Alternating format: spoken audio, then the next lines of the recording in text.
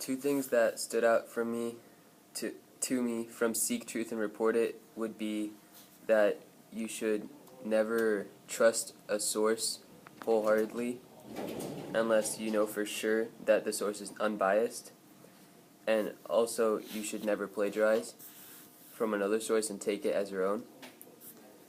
And something that I would change from since this was made is that a long time ago when this was made, people were more biased towards race and gender and religion, so they should probably be more unbiased in those reasons. Your turn. Alright.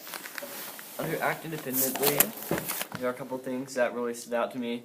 Really the fact that you have to be able to report the whole truth and give a complete report on it, but you also can't let anyone influence you.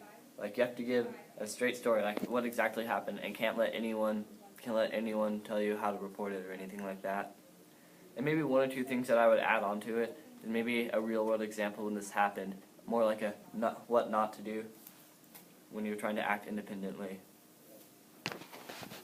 Okay, under be accountable, something that stood out to me was that you have to expose unethical practices of journalism and news media, and also that you have to abide by the same standards in which they hold others.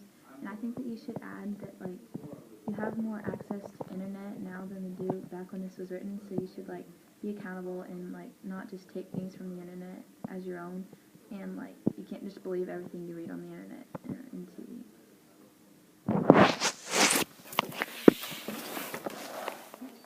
Okay, so I did minimize harm, and for me, it was kind of just you should really act like a person when you're doing this sort of thing. Like, a journalist isn't someone who, I guess, avoids personal conflicts and stuff.